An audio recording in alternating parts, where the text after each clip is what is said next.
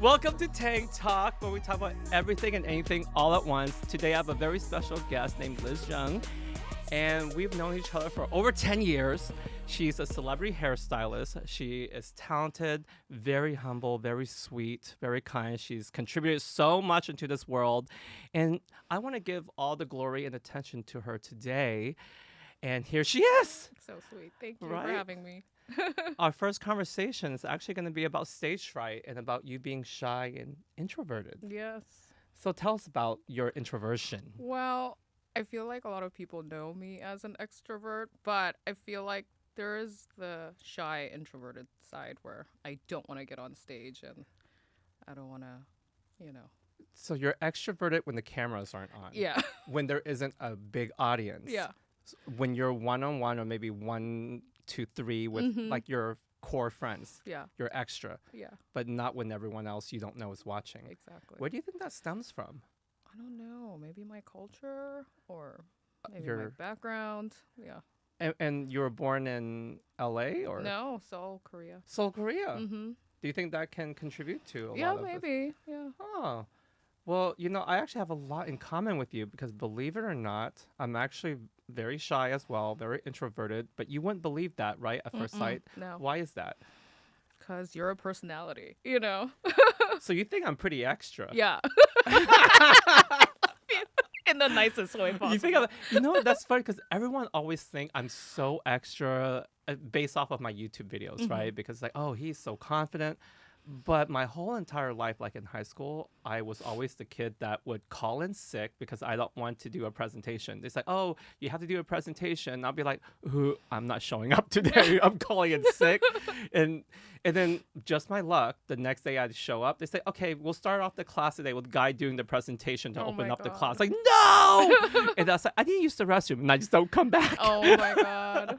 because Really? cause I'm that, I'm that introverted. I can't do a presentation. It's that fear of everyone's going to look at you. Everyone's going to judge you.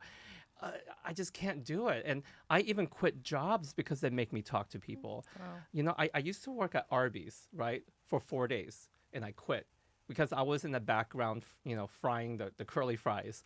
And then they said, okay, well, today you're doing the drive-through, the drive-in or whatever area. And I was like, so I have to talk to people on the little mic thing? I was like, no. I was like, welcome to Arby's. I said, no, I'm not doing that. And I told him, I can't do this. I'm too busy with school. I was 16. I was like, I'm too busy with school. I can't do this. It's like, after we hired you for 3 days, you're going to quit. And I was like, yeah, I mean, I love Arby's because I love eating their fries, but it's like, I don't want to talk to people. And it took a long time. It took me waiting tables where I was forced to talk to people, introduce myself, and to become an educator. When I was first doing education for another hair company, they make me get up on stage, and I ran and hide. And it's scary. And I know that you've done education as a hairstylist, right? Yeah. How was that? I mean, I was so scared. And I did a couple of classes, but after that I was like, you know what? I don't really care to do it. It's not your thing. Yeah. So that's why you stay doing celebrity hair because it's still one-on-one with your clients. And it's personal and intimate because you know your clients. Yeah, I have a relationship with them and I love that. I love catching up with them and having a relationship. Yeah. So if it's a new client, do you get nervous because they're new? Yeah, I do. So you don't like meeting new people usually because it's Yeah. But no, I'm the same way. It's scary because you have to be on. Yeah. You have to please them and you have to get to know them, and then you have to allow them to get to know you, and then that's very vulnerable and scary. Yeah, exactly. So you have done a hair show with me back in 2015, right? Yeah, I think so. So that was about over 8 years ago. And you were there assisting me. Even though you're this amazing celebrity hairstylist, I asked you to work with me alongside on stage, and you were like, yeah, sure. You had no ego, and you have worked alongside the greatest, celebrity hairstylists like Tracy Cunningham, Yes. who have done Kim Kardashian, J Lo, Mariah. I mean, you name it, all the A-listers, and you have been by her side since forever. Yeah. And that must be such a great experience for you. Do you want to share something about, being able to learn and work on so many celebrity hair with Tracy? Yeah. I started with her back in 2012, and I answered a Craigslist ad and didn't know it was going to be her because it was her best friend Tyle who put out an ad, and I was just thrown into the mix like immediately after the interview, and I haven't left her since. And then during COVID, I left the salon, but yeah, I was. Well, the pandemic does a lot Yeah, to all of us because exactly. we have to rethink our lives, where we want to see ourselves. I mean, no matter how incredible our position is, sometimes we have to think about what's best for our future and ourselves. Exactly. And I know, it's like a lot of things changed for me too after the pandemic. I start to really think about mental health. Exactly. And, like, I don't want to tour as much. And even though touring is incredible, seeing the world, meeting people, I have to be home. I have to be more, chill. Yeah. Because it's for your own body's health. Exactly. It's not like what you was doing was incredible, because I'm sure it is. Yeah. I mean, you got to work with some of the most idolized people in this industry, in the media. How's that feel? Like, do you ever, step out of your body and go, I have got to be in the presence of so many incredible pop stars and movie stars? Yeah, it was surreal. I mean, I think thinking back, I'm like so grateful for the experience, and I'll be forever grateful to Tracy for the opportunity and everything that she taught me. But, I think during the pandemic, I was like, you know what? I need to take care of myself. I have to have work-life balance. Before I really didn't. It was all about work. So, yeah, it took a toll on my mental health. Because people don't tell you, but like a lot of times when you do like high profile celebrities, it's like when they need you right there in a spot, you got to go. Yeah. Like they need you right now. Exactly. You have to drop everything and go. It's not glamorous. No. Yeah. 5 a.m. in the morning, Yeah. there. 3 a.m., there. Yeah. And nobody tells you that. No. And then you get into it, and then that's your lifestyle. Then if you need to be, flying out to Vegas or New York, wherever, you got to be there. You got to go the next day, drop everything and go. Exactly. That's what you sign up to do. Yeah. And you want to maintain it and keep that relationship, and because you're proud of it, and what's interesting is like, some people will call me celebrity hairstylist too, but I was like, oh, that's interesting because I don't see myself that way. I would even call myself a YouTuber first, just because I felt like I earned that more so, because that's the realm I feel comfortable in. But people, would just title me whatever they want to title. And yeah, I have done some and a few celebrities, like some of the nicest people I've met. Like, I love doing Paris Hilton. I got to spend time with her. Has so much fun. And what I love is she still remembers me when she sees me. She remembers me. And when I see her at some event, she'll like wave at me. And so she's one of the nicest that I've ever met. And one that reached out to me unexpectedly through Instagram was Tori Spelling. Oh, wow. Yeah, so I thought that was a lot of fun too, because I always loved No.1 in the 90s growing up. And then I was like, oh, you want to be on my YouTube video? And she's like, yeah. So she filmed a YouTube video with me on my channel, and I sang to her. I sang like a No.1 song. I love that. To her. I said, oh my gosh, this is so crazy. I'm from Oklahoma. How did I get here working on Sunset Boulevard and not, because I wasn't trying to do celebrities. It just kind of happened. And if you told me when I first started this career in Oklahoma that I was going to touch Tori Spelling's hair, I would have been like, what? But no, it was such a great experience because they are human. And, we have great conversations. And the fact that they want to be on my YouTube channel, that's a lot of fun. Do you have any exciting stories you want to share? Or that's off? You can't talk about anything. I can't talk about it. Signed an NDA. But, yeah, like you said, like at the end of the day, they're human. And, yeah. And that's the thing. Like a lot of people like, oh, can you talk about, but you really can't because it's private. And so the reason why I could talk about it, because it was on my YouTube channel. Yeah. So if I say, hey, just check out my YouTube video, search it, you'll see it. So it's not like I'm hiding anything or it's not unknown, but But yeah, and living in LA, it seems like a lot of my neighbors are actors and Mm. models and in Where TV do you shows. live?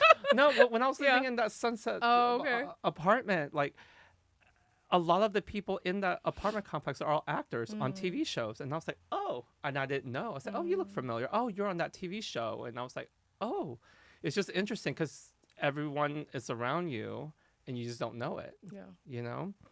But I want to go back to you being shy.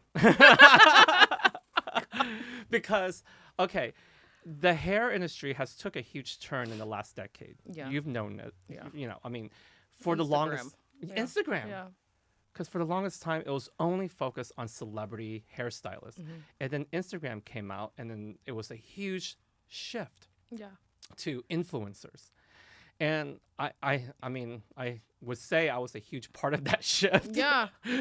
You were. Yeah. I think like when Olaplex first was like launching and they were looking for, the person to be their ambassador, I was like, look at Guy Tang, Tracy. And I was like, he's so talented. And she was like, do you want to meet him? And I was like, Oh. yes. That's how we met. Yeah.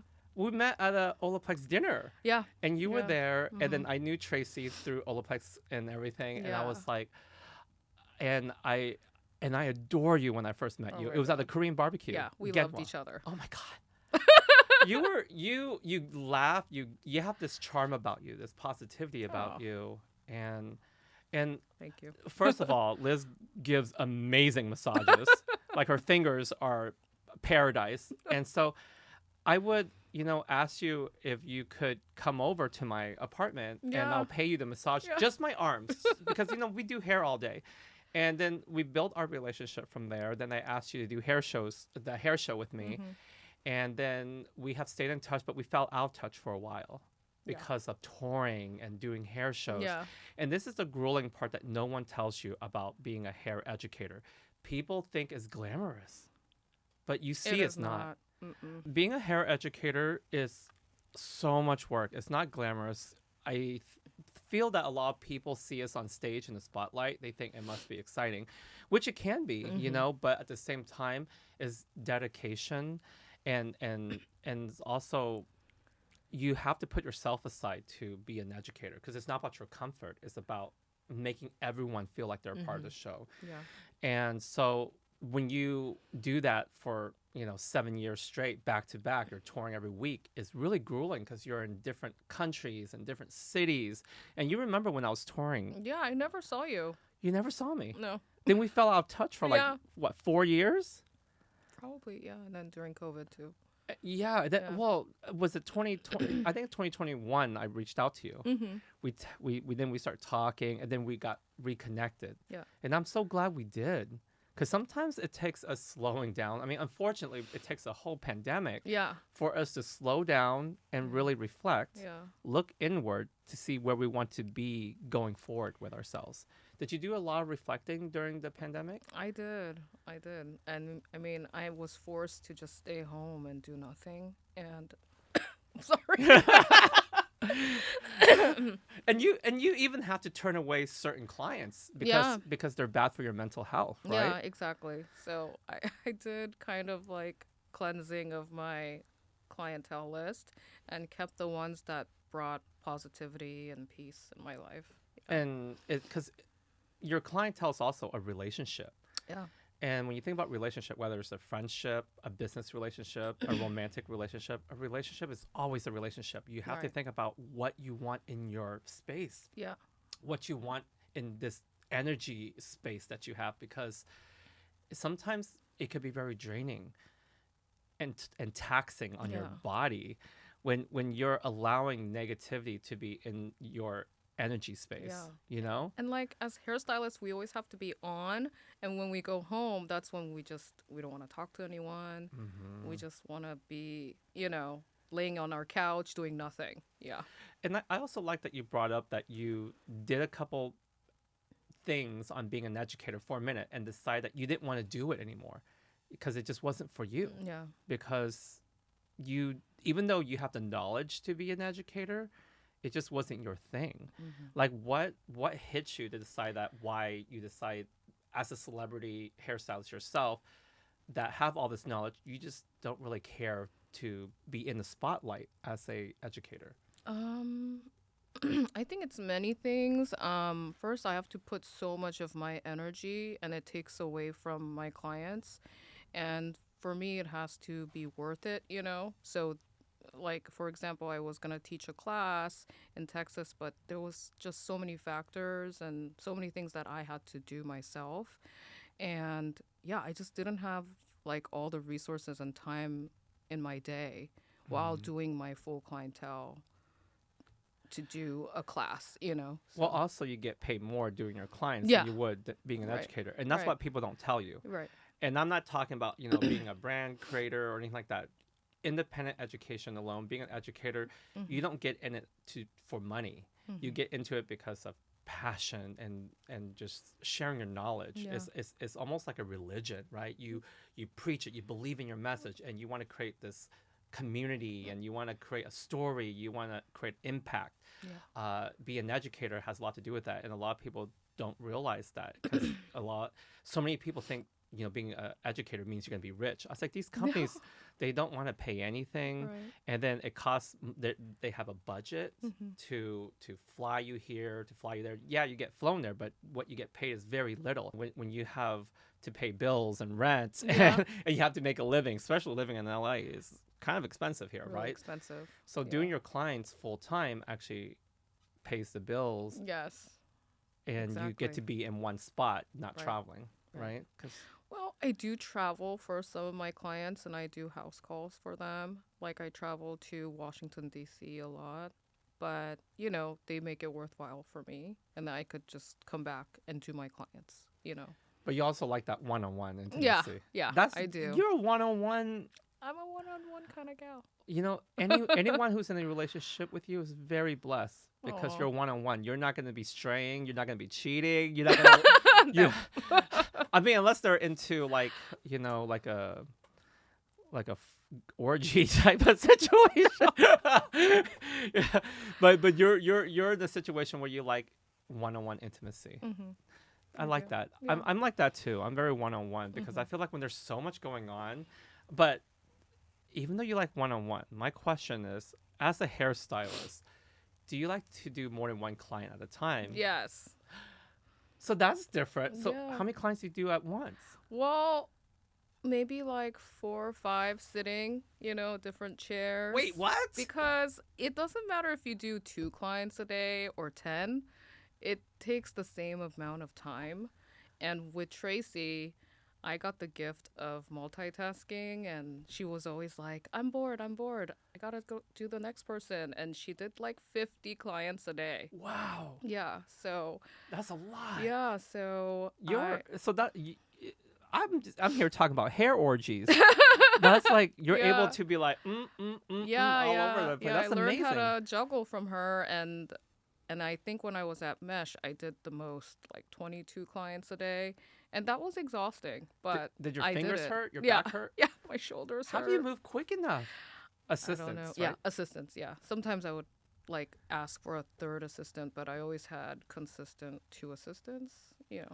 Oh. Yeah. So even when you work on your celebrity clients and everything, do you do one-on-one with celebrities, or do you do 2 or 3 celebrities at once? I mean, It depends.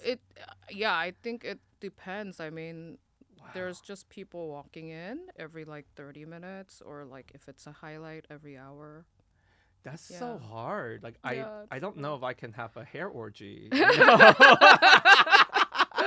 That's a lot. Yeah. And I'm curious for anyone watching, if you're a hairstylist, do you like to do one-on-one with your clients when you're booking your schedule, or do you prefer doing 3 or 4 clients at once? And how do you do it? Because I personally, it's hard for me. I can only do one at a time. Yeah. And I don't know if I could handle I can't juggle. I mean, balls would drop everywhere. I'm not a juggler. Yeah. So, but I think this is where everyone's work pace is different. Mhm. Because if you did one-on-one, maybe you might get bored, Yeah. right? Yeah. But if I don't do one-on-one, I'll go crazy. Like I'll Right. sweat. Like girl, I'll be sweating. Yeah. Like sweat dripping down my back and my butt crack. Like I won't be able to function. Like I can't do chaos Yeah. because chaos, like I know. I get stressed. I think I thrived in chaos, and that's why I stayed as long as I could at Yeah. Mesh. I was there for 8.5 years. Yeah, Yeah. but there's a beauty to chaos Yeah. because a lot of beautiful things come out of chaos, Yeah. right?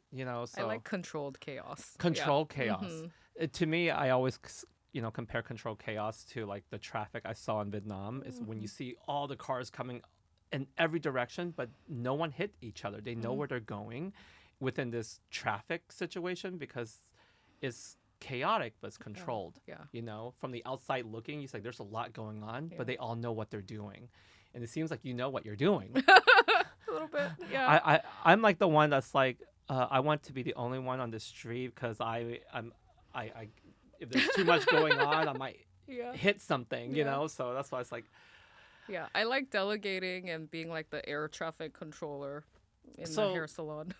you consider yourself a leader, right? Because you lead like a pack of so many new stylists that are coming in and they are trained under you.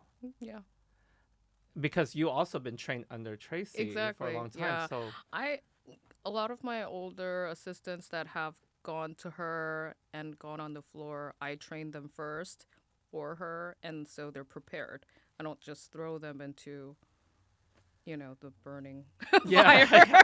So question for you, because in the last 10 years, there's so many trends that come and go. I was involved with many of them, like silver hair and rainbow hair, pink, purple, green, rose gold. You are like the pioneer of A lot of- rainbow hair. Or Yeah. a lot was Yeah. is the whole ombre rainbow and making it look beautiful. I think because for the longest time people almost stereotype it to be like chunky or wild or look a certain type of way, where I have made it to where it all flows together. Back in like before social media was popping, I was putting my work out there and people say, how do you make all those colors blend so fluidly? Now with that being said, you have always stayed in your arena, right? You've stayed with the natural hair colors more. Yeah. Did you ever felt the pressure to do rainbow hair because of the trends that I set or whatever's been on social media that was set? No, I mean, I get like random requests, to go silver. One of your clients, Genevieve, she always wants to do something like different, with her hair. So I do that for her. And, there's occasional like, I want pink and I want, whatever, blue, whatever. But I think my specialty is just natural hair color.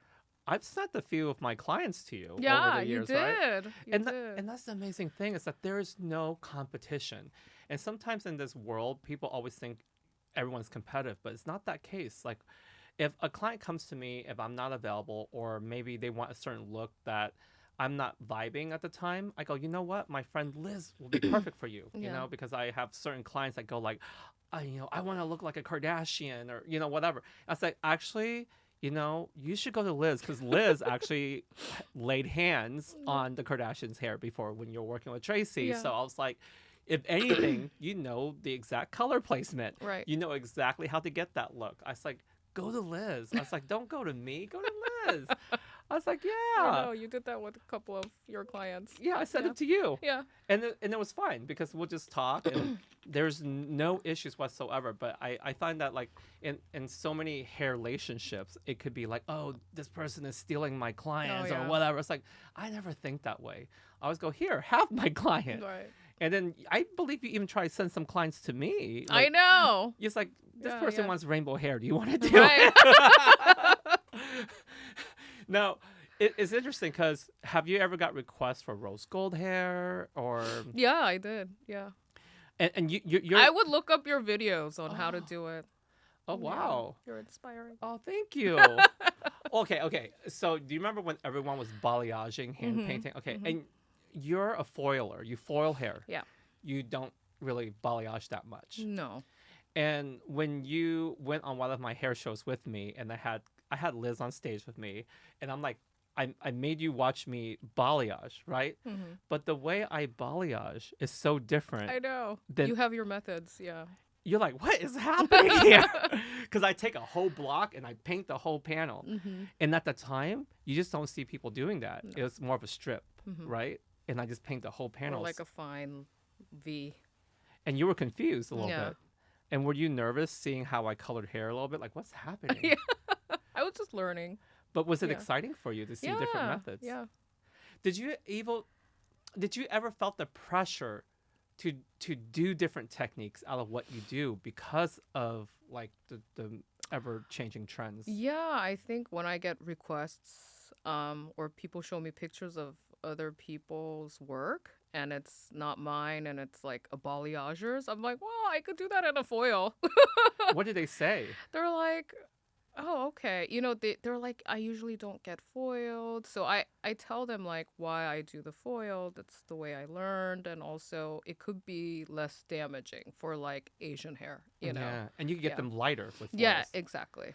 It's funny because everybody wants this look, but they think it's called the balayage. But balayage is a technique. Yeah, it's a French method of Yes, like highlights. hand painting. Yeah, yeah. It's not the final result. Yeah. And I do balayage on the ends, on the tips. Like you tip it know? out. Yeah. That's so interesting that because our clients will be like, I want the balayage, and you feel a lot of hairstylists feel the pressure to do that method when they don't need to. Yeah. It's about getting that look. It's about having a consultation with our clients because Exactly. our clients don't know. They don't know.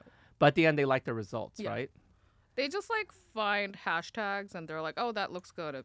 It's balayage. Yeah. Now, you being Asian in the hair industry in Beverly Hills, what impact does it have for your clientele? Do you get a lot of Asian clientele or do you get all types of clientele? You know what? Now I get all types of clientele, but I think in the beginning I did get a slew of, you know, Asian blondes, and like Stacy, who works with me at the salon, we would hashtag Blasians, even though like it's blonde, not, yeah, blonde blonde Asian. Asians, yeah, because it's like too long to put blonde Asians, Yeah. so we would say Blasians, and yeah, anyway, but I got flown out to Australia in 2018 to teach about Asian blondes because Australians got a lot of like Malaysians and Singaporeans and, you know, from China, like a bunch of Asians coming to Australia and they didn't know how to make their hair blonde. So I thought that was awesome. You know, one of my first videos on YouTube that got very viral was turning Asian hair platinum blonde in 4 hours. And it was unheard of at the time because people say, wait, you did that in one session? Because a Right. lot of people think you have to do multiple times to get there because that's what we're taught in the past. But it's like, I did it in one take I and know. they're just like blown away. And I remember that video, I didn't even know because I was working full time in the salon. I came home and my husband was like, oh my gosh, this video's getting over 1 million views. I was like, 1 million? Wait, what happened? What do you mean? Because I didn't look. And then I look and there's like thousands of comments asking me questions. I was like, well, I don't know if I can answer all thousands because I need to go sleep. I have a know. client like in the morning. I was like, it's interesting because when I first got that first viral video, it was like, whoa, this is crazy because at that time, nobody wanted to see me do hair. Because I'm talking about 2012, 2013. At that time, they just want to see me like half naked and be sexy. Because that was my reputation for the Right. longest time. Like, oh, that half naked Asian guy, he's always shirtless. Yeah, just take off your shirt.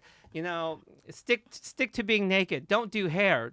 It was so strange in that era for me because they want me to be this one thing, which was like the gay naked Asian guy and go-go dancing at, you know, West Hollywood nightclubs or whatever. I was like, but that was so 3 years ago, like 2007, 8, 9 era when I used to do that. Yeah. And the reason why I'm bringing this up is people feel like you have to stick to one thing your whole life, but they don't realize that these evolutions I had actually made me who I am. It made me have the confidence to be, you know, extroverted passing because I'm actually very introverted. You know, being able to dance on the box helped me become an educator, helped me break through my shyness of being on stage. Because once you're on a platform with like a thong and everyone's looking at your butt cheeks, you all of a sudden don't care anymore. Right. You know what I mean? Mhm. So because of that, I'm able to be a entertainer, I suppose, on social media and not care and be able to be vulnerable Mhm. and talk about all the things I talk about on social media without caring, because I care more about what I care about than what people, think of me. What I think of myself is more important. Evolving is so important, but when it's not broken, you don't have to fix it. Like, you don't have to jump on every trend that doesn't fit you. Like, Right.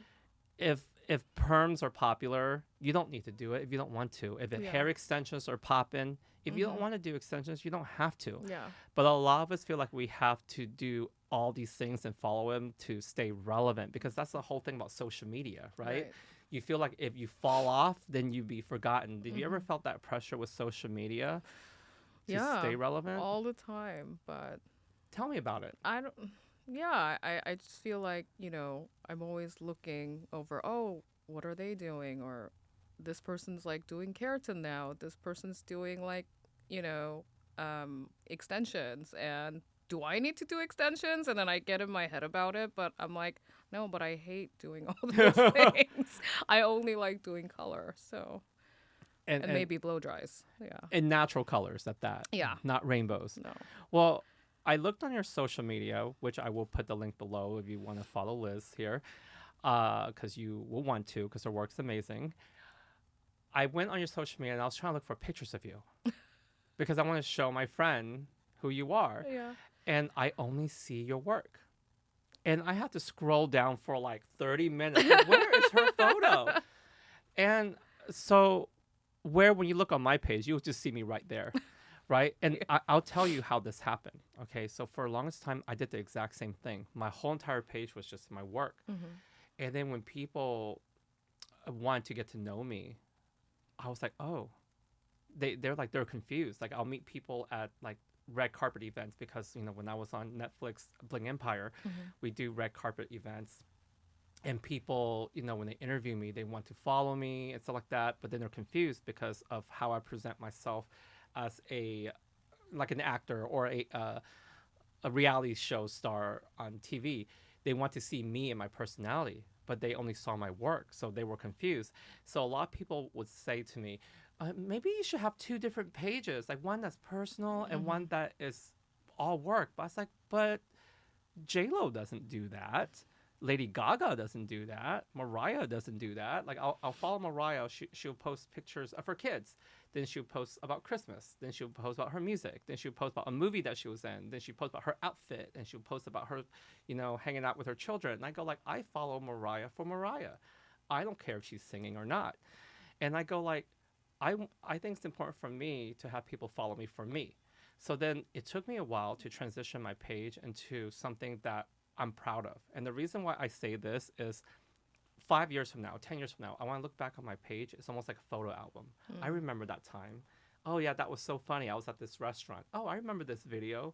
Oh, my music, my hair work, just everything, mixing it. It might confuse people because people tell you to stay on brand.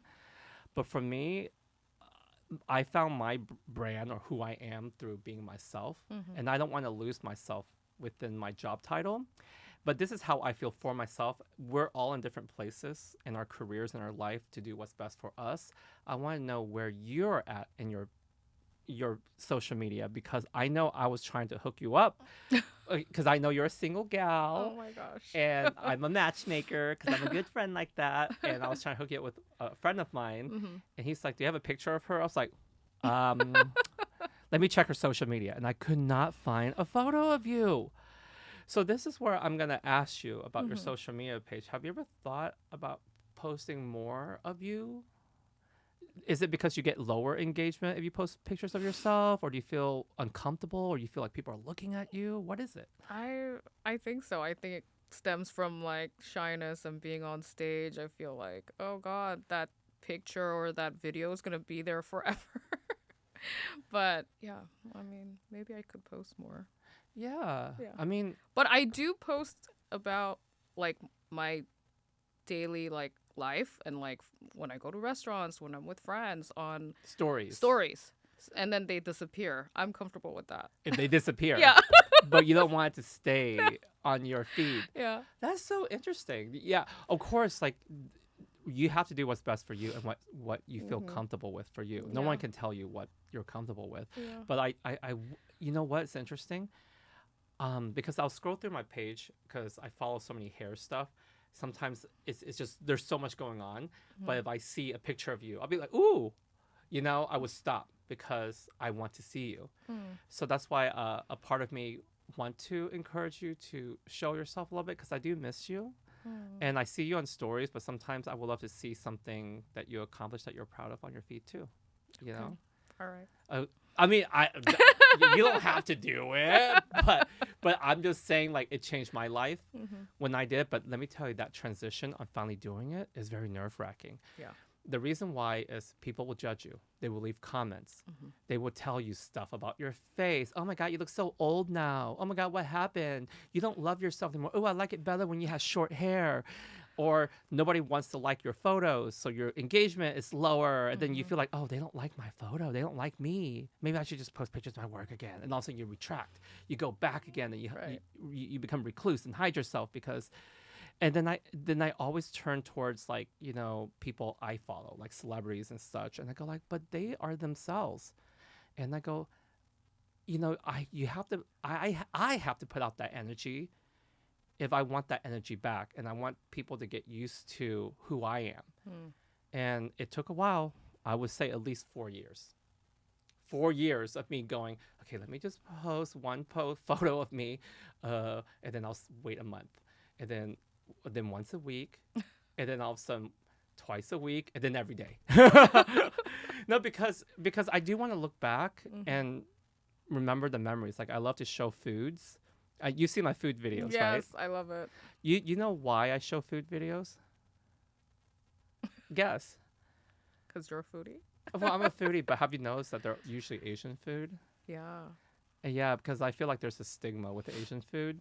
A lot of people think, like, you know, our food is scary or gross or weird or whatever. So I want to show them the beauty of our food, because when people think of Asian food, for some reason they only think of orange chicken, chicken fried rice, broccoli beef, maybe sushi even, now that has become popular. But people don't think about, like, you know, like gimbap or hot pot or Korean barbecue. But now it's getting more popular. But in the middle of America, they don't have restaurants like that in Oklahoma. Yeah. We live in LA where there's so many different diversity in foods. We're spoiled. We're Yeah. spoiled here, but you go to Middle America, they don't have these restaurants there. So I go like, you know what? I want to show people, you know, what they're missing out Right. in the beauty of the food that we eat. And you know what? I get so many comments, and all of a sudden people have requests for me making more food videos, Oh. and I do it for free just because, to me, I do these things out of passion, and I want to make a difference. You know, so passion is priority for me. And since I'm sharing my passion, I want to know what your passion is. I know you do hair. I know that's your job. But what is your passion? Like, what do you think about 24/7, Liz? I mean, I'm kind of living out my passion, my dream, you know, because this is like a second career for me. I started when I was 28, but like when I was younger, I would go to like a Fantastic Sam's in Culver City, and I walked in and I was like, "Can I get my hair done?" And they were like, "No, we don't do Asian hair." Oh. Yeah. So I experienced a lot of that growing up, even though I grew up in LA, you know, and I would go to Koreatown. I'm like, "Can you make me blonde?" And they would make me orange. So I'm like, "Oh my God, nobody knows how to do my hair." I wish I would have known you back then. I I would have made you know. blonde. I know. So then, yeah, so I think like I just had this like determination, like I need to be an expert. Like I want to do good hair. Yeah. Oh. Well, that's very specific too, because doing Asian hair and turning it blonde is a whole different arena, a whole different Yeah. education that needs to be had. Yeah. Because it's not just 10 volume No. or it's there's more red and orange in our hair. Right. And there's only so many times you can overlap 40 volume on the Right. hair Right. to make it platinum. Exactly. And it's also about what will look good in your skin color and how do you blend it. how do you make it look natural and not brassy, Yeah. right? Right? Yeah. I know. I get so many like platinum requests, and yeah, it's difficult. You know what's interesting? When I got out to West Hollywood, naturally, because I'm Asian and I did that one video that went viral, and then I did Michelle Phan's hair that turned her blonde, Mhm. all of a sudden, my schedule was booked out for like 2 or 3 years. Yeah. And it's all so many Asian girls come to me and want to be blonde. It's like, you could do it in one day. Exactly. And then I became this expert at it. And I remember people were getting mad because they go, he only does Asian hair. It's like, no, I don't only do Asian hair. I do all hair types. Yeah. My clients choose me. I don't choose my clients. Mhm. It's just so happened that these clients are Asian because they look at me and go, oh, he's Asian too. He Right. must know our hair. Exactly. So then they seek, comfort in knowing that, there's familiarity. And I was like, I got all these weird, what's it called, like reviews saying that I'm racist. I refuse to do anyone that isn't Asian. I was like, no, actually doing other hair types are more easier. Yeah. Right. Yeah. Because when you're doing hair that is like Caucasian hair, they're usually Yeah. a lot of them are level 5, 6, 7, Yeah. even 8s. So So much easier. because it's light brown or Yeah. dark blonde, and you only need to use 10 volume. Exactly. And- Because at some point they were a blonde baby. So Uh-huh. yeah, they live so much faster. and easier Mhm. with a lower volume developer. Yeah. And so I said, of course I'll do your hair. I'll be done faster. Yeah. It's Asian hair takes a lot of patience. Like 8 to 10 hours. Yeah. Sometimes even 12 if their hair is down to their butt. Right. Right? You have to have lots of patience. That's the key to doing Asian hair. Yeah. And you break your back. Yeah. And you've been an expert at it for a long time. I mean, I learned from the best. You and Tracy. You watch my hair videos? Yeah, I did. Yeah. Well, Yeah. back then the videos were very extra. Right? I mean, My videos, okay, first of all, let me share with you. Back 10 years ago, I was very rebellious. I mean, I was 10 years younger. I was angry at the industry because, at the time, I couldn't be, like, back when I did traditional education for a hair company, it was like you couldn't be yourself. They make you feel like robots, and they shame you. There was lots of, like, toxic, like, culture within being an educator, right? So I just want to do things my way. So that's why it's like, I'm just going on YouTube teaching however I want. If I cuss, I cuss. If I call the color a certain name, I call it whatever I want. right. I don't want people to tell me what to say or do. And that's how I was able to be myself. Yeah. I remember you were telling me about that certain brand being really Yeah. toxic with you. Yeah, we don't name Yeah. names, okay, but there's a lot of toxicity. Yeah. But those were the traditional educators, back in the day. The good thing about the traditional, though, that is it does build this, what you call it, like a loyalty, and it builds this culture where you feel like you want to be what I call a part of it. That's the one thing I do love about the traditional ways of being an educator. The new ways is about personality, independence, and Yeah. freedom. And, me being the pioneer, the first, Right. I got a bunch of hit. A bunch of people hated me. A bunch of companies hated me. A lot of, celebrity hairstylists would hate me too. I hear them talk horrible things about me. I hear rumors like, who is this guy? He's so weird. So I didn't really know my place because I wasn't this educator, but I wasn't this celebrity hairstylist person. I became just me. And I have to realize that sometimes we don't need to fit in. We just need to fit into ourselves and do what's right for us. And sometimes, being the first in your category or being the only one in your category for the longest time helps you really define what that is. You know what I mean? Yeah. And I always look towards like pop culture for references. Like, for example, Madonna. There wasn't anyone like Madonna before Madonna. There wasn't anyone like Michael Jackson before Michael Jackson. They were the first of their kind. And then now they paved the way, opened doors for other people. And imagine how lonely it was for them at that time because everyone's judging them, scrutinizing them. So that helps me power through when I got scrutinized and judged for being so different. I was like, you know what? If Madonna can do it, I know that's the gay in me. Yeah. That's the gay in me. You know, that's like, if Madonna can do it, I can do it. Gotta channel that diva energy. You know, then it helps me power through the judgments. You know, so. With that being said, I mean, we're going through all the topics today, you know. Do you get stereotypes for being a blonde Asian? I mean, I don't know. I mean, I don't want to think about that anymore because I feel like now it's like so normal being blonde and Asian. And I think, yeah, like I think back when I was growing up, you know, I grew up at a church. So if you saw a girl who's blonde, she must be a hairstylist or she, you know, she got like it's like a taboo to be blonde. Like she got a bad rep for being slutty or they think that you're a bad girl. yes, Rebellious. yes, rebellious Because you're blonde. Mm-hmm. But that has become kind of outdated now. Yeah, that's like so 90s to say. Yeah, because now it's like, wow, those blonde highlights look so natural. Yeah, exactly. Because back then it looks more like what they call it, bottle blonde. Like they did it themselves. Or It's like, orangey or something. or like stripy blonde. Yeah. But this, it like, you get that money piece. It looks sun-kissed. It looks like you're born with it, you know, even though you colored it, but it looks natural. Yeah. And I think with new technologies coming out, like Olaplex and K18 or whatever, it helps, you know, lift the hair. And different techniques, different methods, different approach, different quality products. Yeah. That I launched myself. Yes. Not to plug, but you know, but it makes an impact on where we're going. So now, you know, because I do know in the past, there's so much stereotypes. People think you're not proud to be Asian if you're blonde. Right. And I always tell people that's not what it's about. It's about fashion. Yeah. You it's know? about like self-expression, you know. It's like, why can't I? Yeah. You know. And what if you had green hair? Right.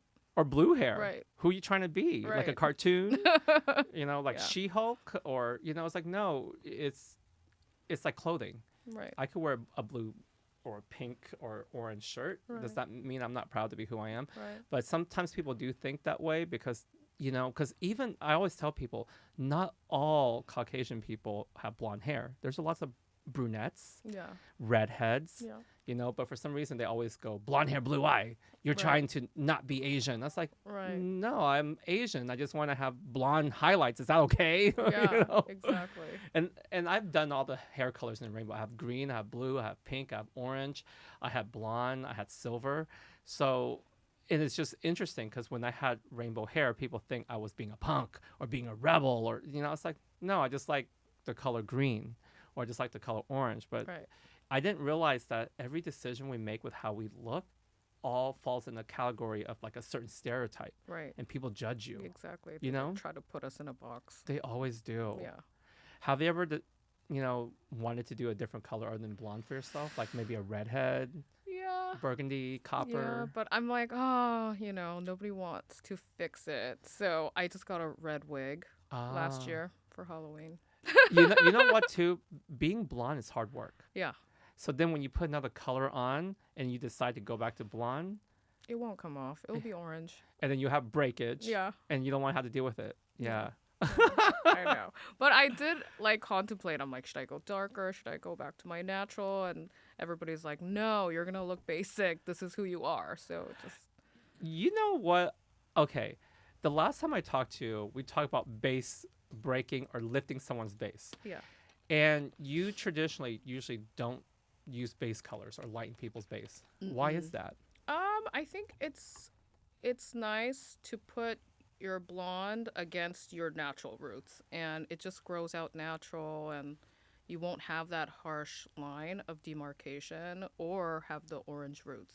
So because all color fades. Yeah. So even if you lighten their base, it will eventually fade to orange. Yeah. Orange. So you're scared of that whole situation. Exactly. It's so interesting because I have a video about it, how like now lifting base is coming back. I know you're scared. I know. You're scared. I've been doing it on some clients, and I'm like, all right, if this is what you want, because it's higher maintenance. You have to come see me more often. Yeah. Well, there's a whole method to lifting base. Yeah. You know, like shifting developers on the scalp versus the mids and ends, and you know, knowing that even if you're doing ash brown, it eventually fades to a little bit more of a warmer tone. Yeah. Now, my hair color, this is a whole base color. I Yeah. use a color I call Shadow Ash 5 in my brand. So it's Yeah. like a gray blue base. So it ensures I have like a nice brown. I haven't Yeah. done it in like 2 months. And so I a lot like of people, it on you. a lot of people think this is my natural hair color. Yeah, looks good. Yeah, it's shifting that base. And if I decide to get blonde highlights on top of this, it looks really natural too. But you don't really see the regrowth, do you? No. Yeah. So Okay. sometimes if you choose the right base color, you might love it. Yeah. Just call me Liz. Okay. Smoky? Smoky, yeah. Okay. Go as ashy as you can go, especially if you're lifting Asian hair. Pick the ashiest color. And then because like in 3 or 4 months, it might look a little bit warmer, but this is as warm as it will get. Yeah, this is it. Yeah, it's beautiful. Yeah. So with that being said, you also have naturally curly hair. I know. People don't know, but yeah. It's Because they crazy. stereotype Asians. Yeah. They think all Asians have straight hair. Oh, yeah. My clients get shocked. They're like, you mean you don't have straight Asian hair? Isn't that interesting? Yeah, It's and I'm just like, no, that's why I got into hair too, because I would have to spend 2 hours flat ironing my hair every day. Well, that's why it's also a stereotype. Just Yeah. because you see a lot of Asians with straight hair doesn't mean all Asians have straight hair. Plus, also straight perms were so popular in Japan and Yes. Korea for the last decade. So I would beg my mom all the time. straight perms. Yes.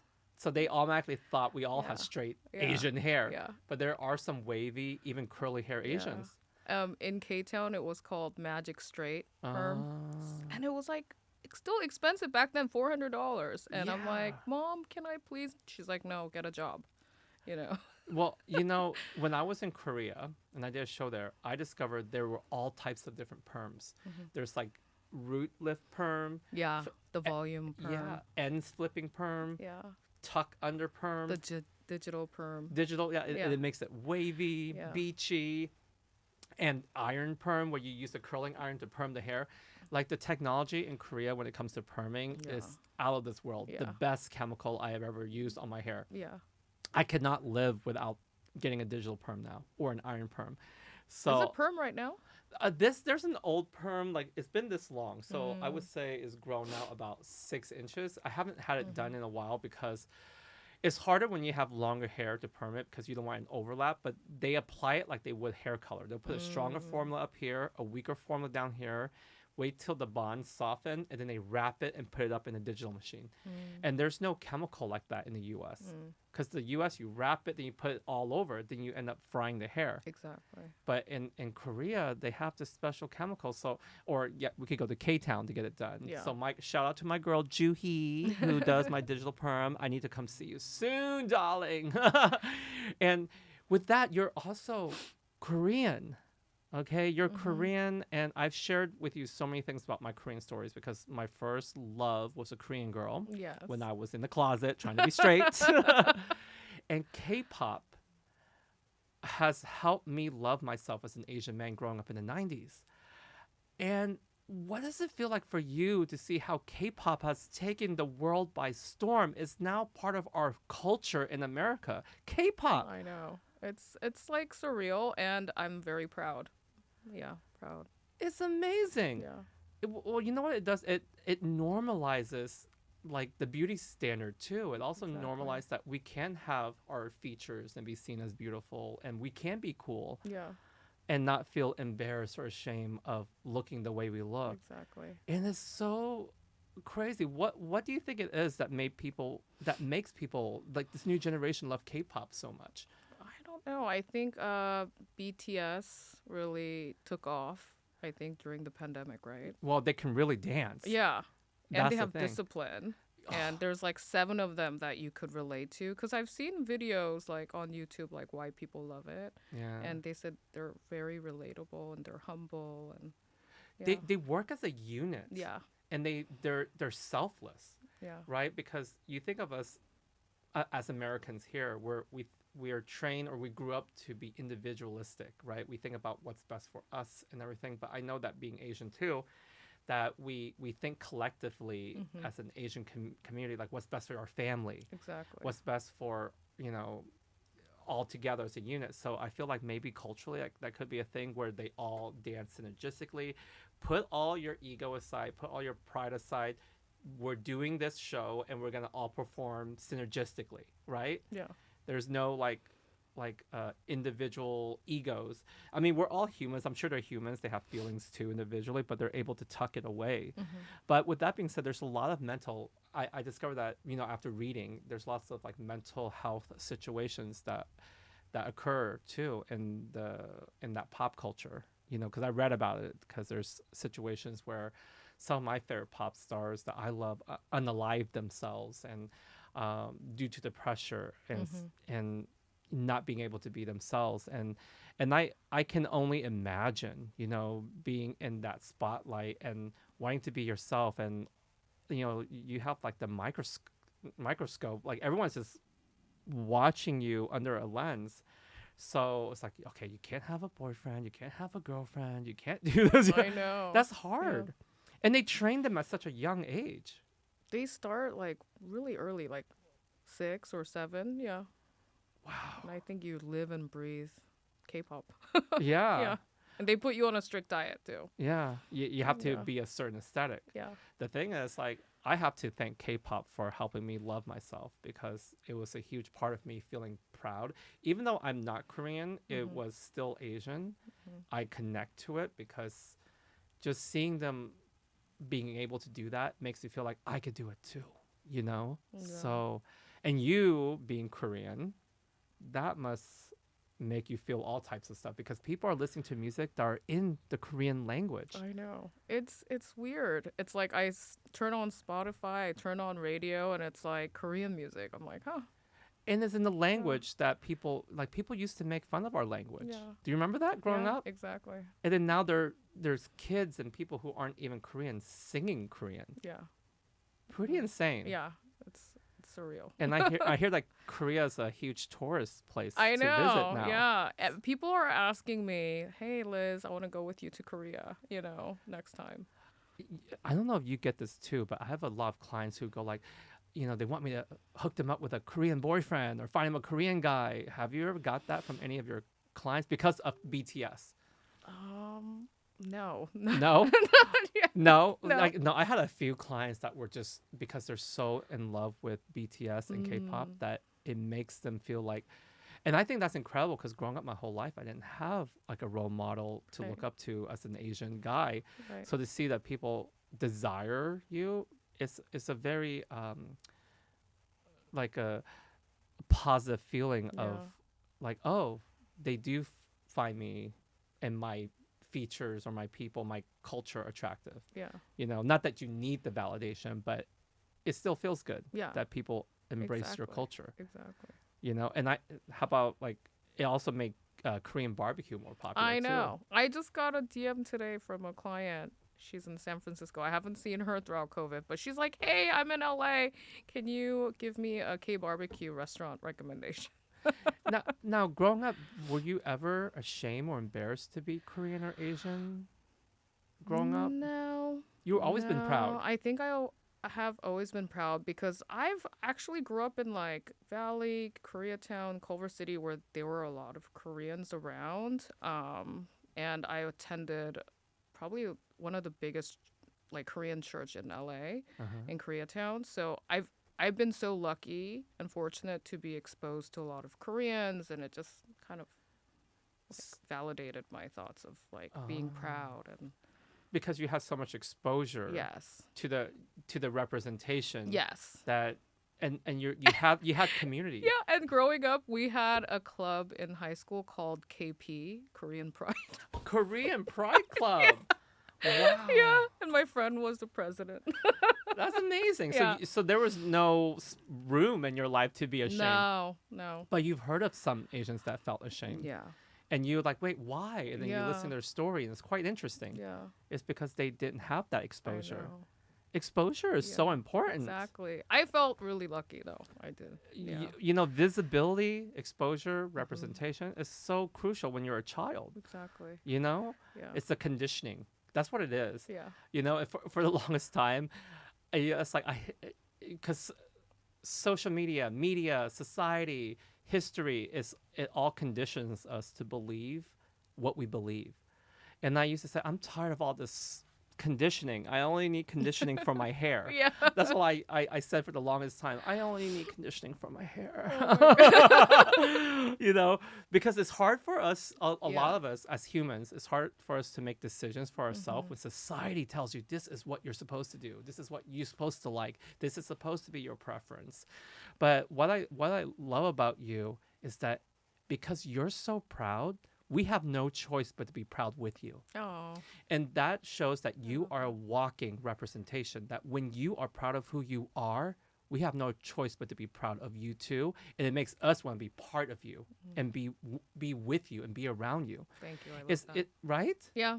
It's when you start acting embarrassed of your language and your culture, then people start questioning your culture. And you never had that No. because you've always been proud. I know. And I'm always like, I want a Korean man because when I come home, I want to speak my language or Konglish, Mhm. you know, as they Korean say. English. Yeah.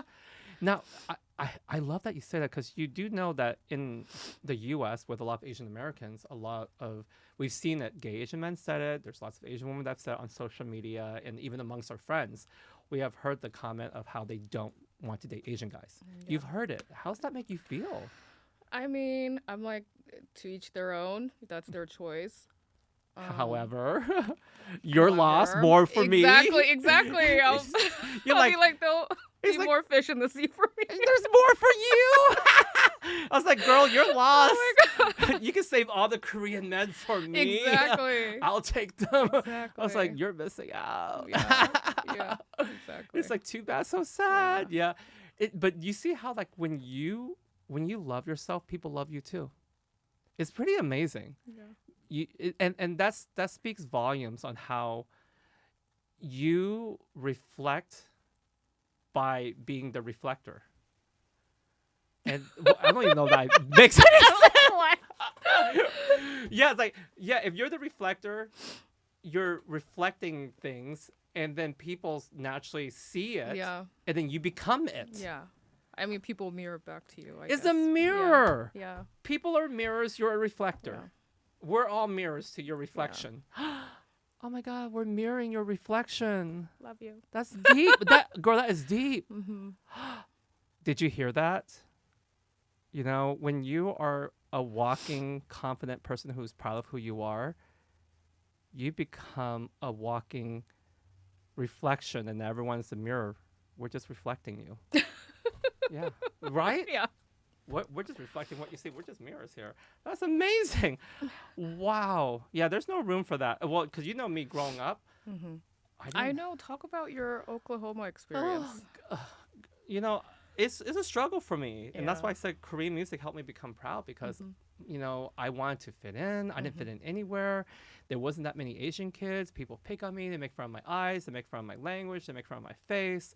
It's just everything. And then when I try to come out to LA and make Asian friends, Asian people call me whitewash. They make fun of how I talk because when I first came out here, I was saying, how y'all doing? Yeah, because I had a little bit of an Oklahoma I love that. situation. So how y'all doing? I want to be y'all's friends.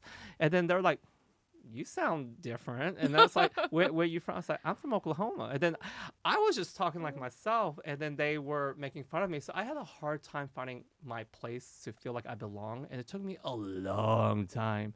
I'm 42 now. It took me that long to be finally, fully 100% know who I am. Of course, I still have to learn who I am by tomorrow because we learn something new. We change every day. But I am so confident in my own skin for the first time in a long time. Because even, like, let me tell you, even when I first, start blossoming on social media, it's hard because I was still trying to figure myself out, and people were telling me who I'm supposed to be. And it's like you're growing with your audience. And then whenever I start to change by growing my hair out or doing something different, there's like, no, that's not you. You need to do this. And I say, wait, why am I being controlled? And why am I doing this? And why can't I be myself?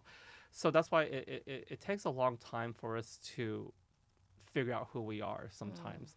And a lot of my journey, especially when I'm in LA, because you became a part of my life, you helped me love myself too. You might not know it because I don't tell you, but you do. You're a huge part of me, loving myself.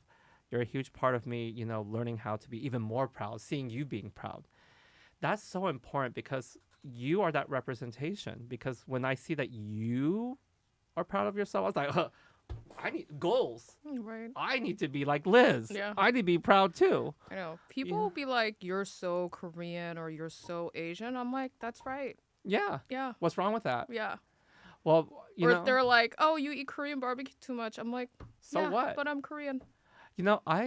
I have people tell me, how do you eat this every day? I was like, what's wrong with eating it every day? Mhm. I love eating Asian food. What's wrong with that?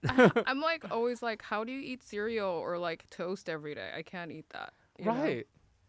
Just let me do me. Yeah, let me be or- proud. I can't eat hamburgers or pizza every day. You know what? We're going to find you a Korean man. Anyone who's watching, if you're a Korean man, Christian, and love, and being proud of who you are, Liz is here. She's available. And she's looking for long-term relationship and maybe kids.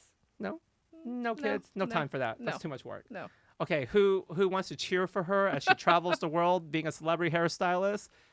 Here it is. Leave your comments below, follow her, and DM her,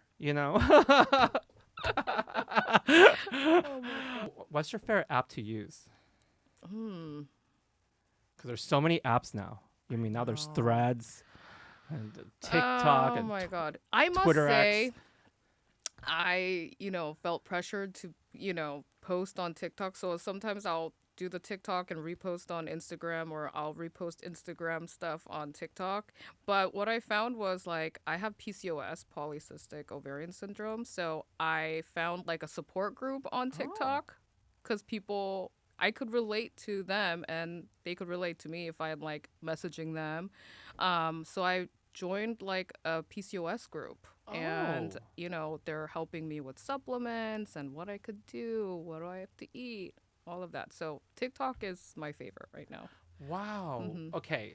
So I was at some beauty editor event situation, right? And all the PR people, I asked them as I was styling their hair, what's their favorite app? They all say TikTok. And one, they said that they don't have patience, which helps them because they'll say certain videos are too long on YouTube or Facebook. They don't like to read stuff. And then they said they like TikTok because they could scroll faster and it doesn't feel like work. Yeah. So they say TikTok does not feel like work to them. They say Instagram feels like work. Yeah. So they said when they go on Instagram, they feel like when they're posting, it's because they have to post for work. And they have to put on a certain, a certain image because it's almost like your card you're giving out to people when you say follow me. So they want to look professional at all times because people judge you based off of Instagram as your profession. Yeah. So it became a job to be on Instagram, where TikTok is a place of entertainment. Yeah, that I have to agree. I was posting for a brand and it just became like a chore, like work, so. Because it's, you have to tag this. Yes. You have to tag that. You have to make sure you hashtag this. Oh, you forgot to tag this person, so they're mad. And it's like, ugh, right? So it turns into this whole thing. Not that, it's a situation, but it did become work. Yeah.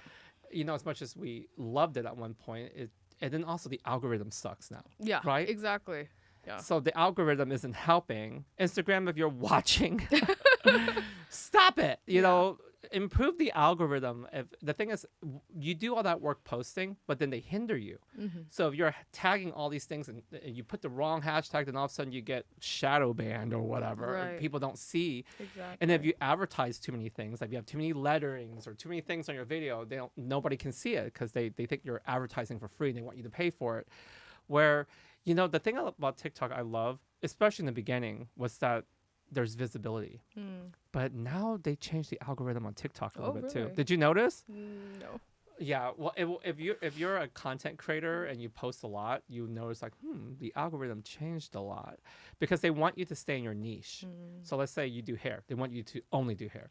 Or if you talk about this, it's just like they push your account to certain people. But when you do too many things, the the algorithmic, metric gets confused on where to send out your stuff because I do so many things. Right. I do food, I do hair, I do You music, post a lot. I don't.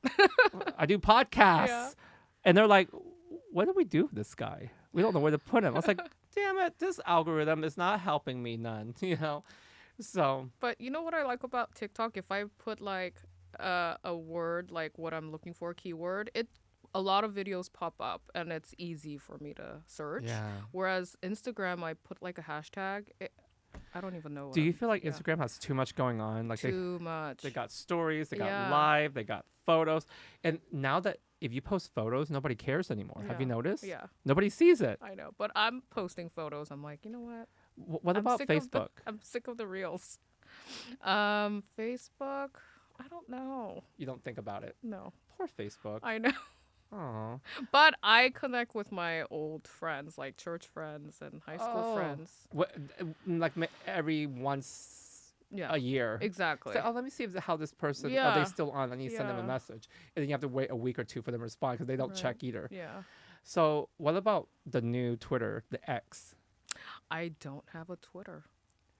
No? No, Yeah. I never tweeted Honestly, anything. the only Yeah. thing I see on Twitter is a bunch of X-rated things. Yeah. So for them to call it X was very fitting. I didn't know that you could post like Adult content? yes. I didn't porn on either. there. I didn't either until my Yeah. husband showed me. He goes, look at this. Yeah. And because I looked at one thing, because also one of my girlfriends sent me a link to look at something, and then I clicked on it one time. Now my whole entire feed is all Oh my god. adult content. I was like, I Yeah. just looked at one thing one time. And then what happened is I ended up making friends that are adult content creators. Like I didn't know. I was like, oh, this person is so cool. Let me follow them because they'll show up on my feed and they do adult content situations, but then they were Asian and they talk about being Asian. I go, oh, let me follow them on Instagram too and TikTok too or whatever. So, because I think it's really cool to see Asian representation also in that arena when they are Asian men. And I didn't know that there's so many of them now until I went on Twitter. And I was like, wow. Because back in my day when I was younger, they didn't have that. So I go like, okay, I'm going to support you because our community needs to grow in all forms of entertainment across the spectrum. So yay for Asian men. I love that. All right. So would you consider yourself an influencer or no? Even though you post stuff on social media and you no. No, people will be like, yeah, you're an influencer or like you have a following, but I'm like, yeah, but Do you like that word? I mean, I don't consider myself one. But, You have clients who are influencers though, right? Yes, Yeah. exactly. Do you think there's a stigma with the word when people think of influencers? I think so, but I'm a hair colorist, Yeah. so I'm just showcasing my work and this is my portfolio. So that's And a proud one. yeah, You're a proud hair colorist. yeah. And so you don't ever feel the pressure of feeling the need to stay relevant No. because I your clients are mean, there. Yeah. Now, do you ever think you're going to stop doing hair? I mean, because as time, like, I don't know, maybe when you're... No. I mean, I don't think I'll ever stop doing hair. I'll just do less of it. But yeah. Hair is your life. Yeah. And you love it. I love it. And you love it in a way where it's about intimacy and relationship. Yeah. You're not trying to be famous for being a hairstylist, right? I mean, If it happens, it happens. But yeah. I'm not pushing it or I'm not, yeah. Because you're so shy. This is her first podcast. Yeah. This is Liz's first podcast. You're so nervous getting on here. You're sweating all morning. Sweating. And going to the bathroom like Yeah, you kept going to. Okay, now that you've been on my podcast, how do you feel about your nerves now? Is it as scary? No, but Now you feel comfortable. a little scary Are still. But this is fun, right? Yeah. So are you nervous how people will see you after this podcast? Is that what it is? Because they Yeah. get to see who you are? I'm sure. Yeah, I'm sure that's what it is too. A little judgment. Yeah, you're Yeah. critical on yourself. Yeah, I think I'm hard on myself, Yeah. as Well, all Asian parents are. but you know what? I'm going to confirm with you now. I know you. You're amazing. You're a sweet person. Everyone adores you. I love adore you. you. And all of us who are watching probably will learn a lot from you because you're I mean, a lot of people's goals is to come to Hollywood to be a celebrity hairstylist. So to have you on my platform, on my podcast, is such an honor for you to come on here and speak about a little bit of it. Thank you for And having me. and the thing is that you're like, I know you can't share any information because of NDA, and that's actually very respectful. Yeah, because some people, they just don't know boundaries. Like, no, if you want relationship with your clients, you got to respect your clients' privacy. Like, don't go air out your clients' like, private life, and it shouldn't even take like an NDA to do it. You shouldn't do it, period. Mm-hmm. You know what I'm saying? Unless it's something that, they don't care about. So, let's see here. I want to finish off with talking about makeup with men, because we were talking about this earlier. I know. So, okay.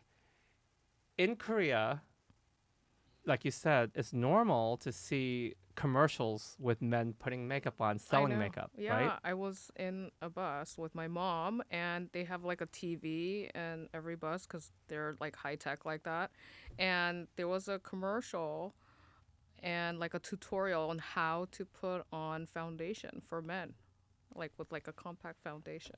And I'm like, Mom, look at that. That's so crazy. You don't see It's that normal. here. Yeah, it's so normal in Korea. I wish they do this here in the U.S. because I wish know more, and I wish that there's more. I know that they do it with some influencers. They'll have like makeup influencer creators on YouTube do it, but they don't actually have like commercials, like a full-on commercial doing it. And also a lot of these guys, they're also straight men that are doing it as well. Yeah. Mhm. Yeah. It's not just seen as, oh, this person has to be part of the LGBT community to put on makeup. They could be, Exactly. any man can put it on. Because there isn't this toxic masculine, what do you call it? Like, I'm from Oklahoma. So growing up, we always thought, like, you got to be a real man. You got to watch football and you got to, watch sports, and you got to, be a man's man. You got to have a beard and a hairy chest, and drink beer and do things like that. Like, you just don't put on makeup. That's how it is growing up in Oklahoma in the 80s and 90s. We didn't have this much representation. So now that we're seeing social media, we're seeing so many different types of people.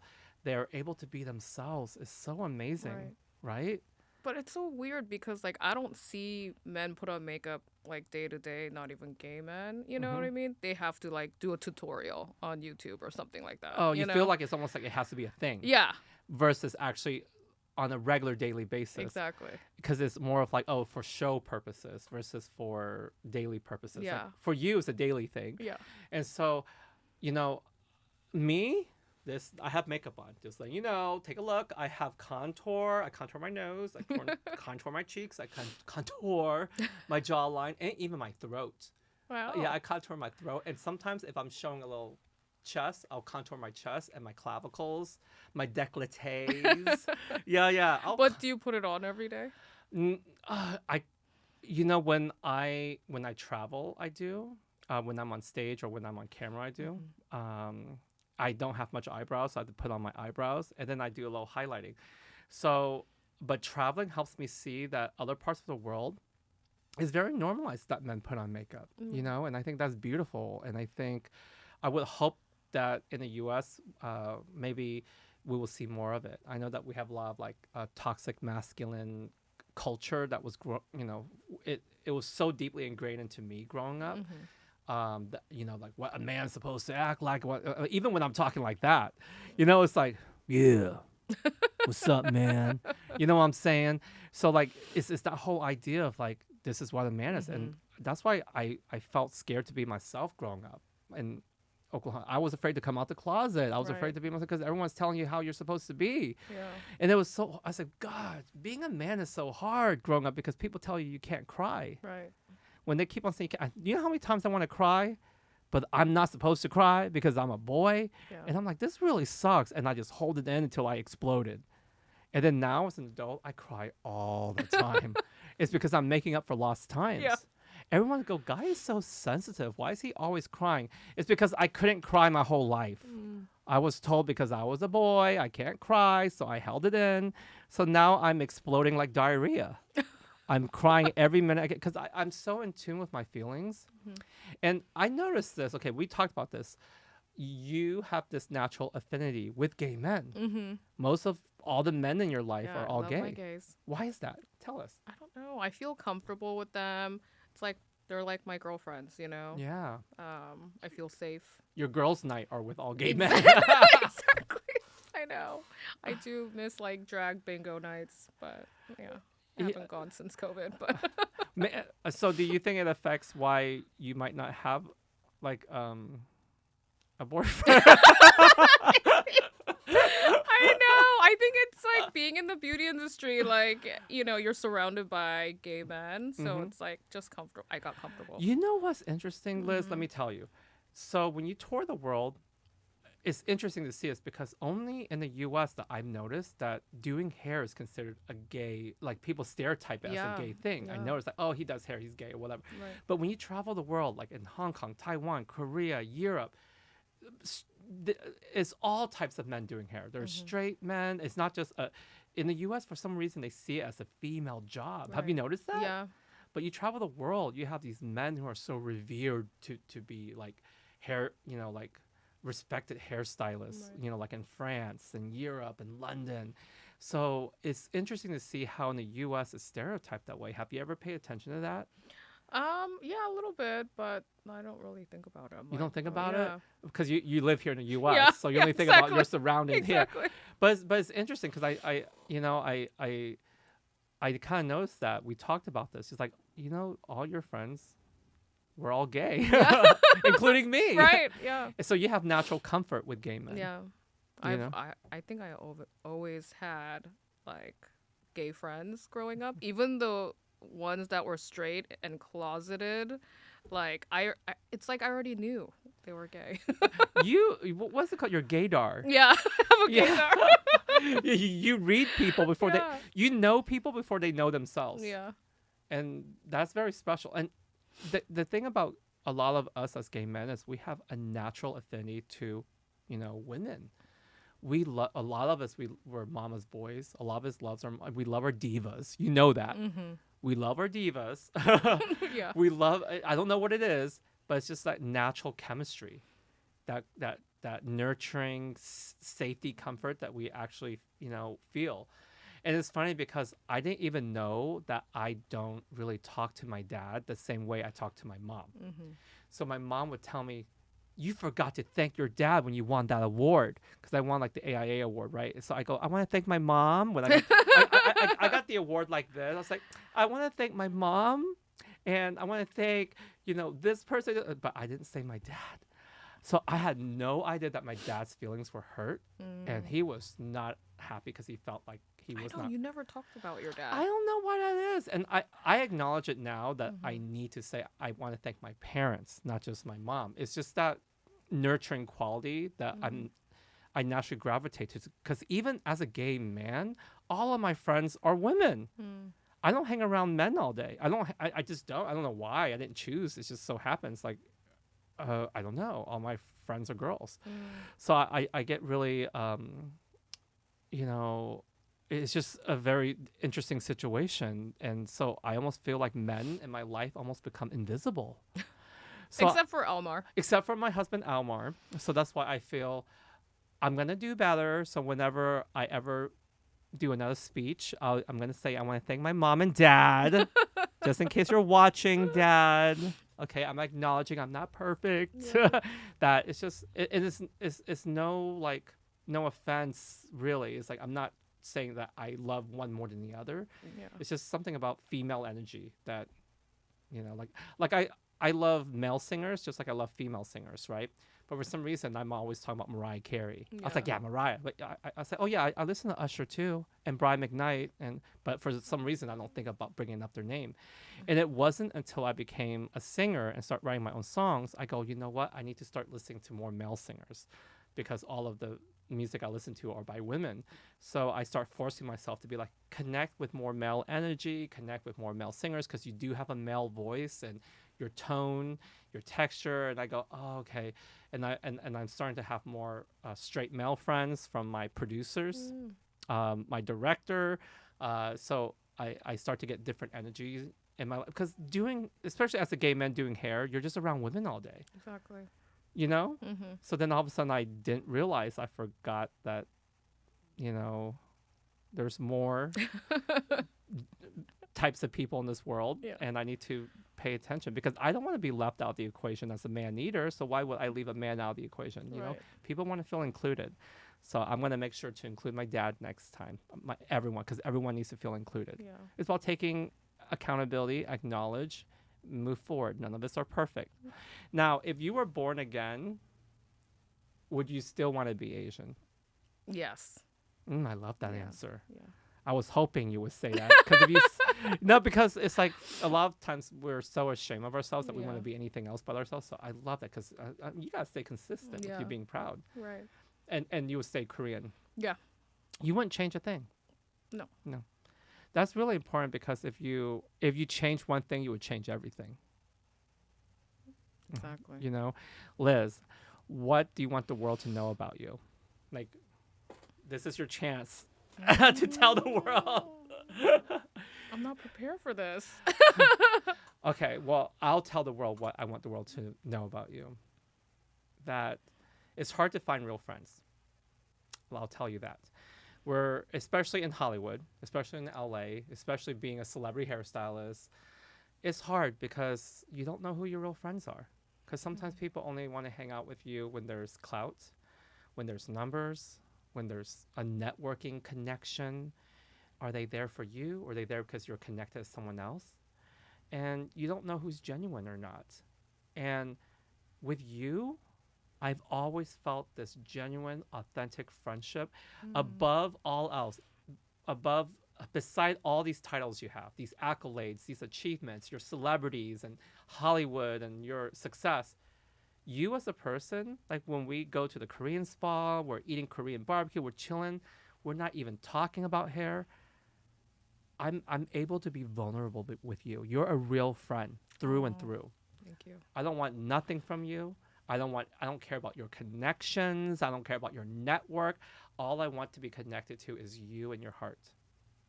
Thank you. I feel the same about you. Yeah. Do you remember when you were sick? I went over to your... I know, you brought me like medicine. I brought you medicine. Food.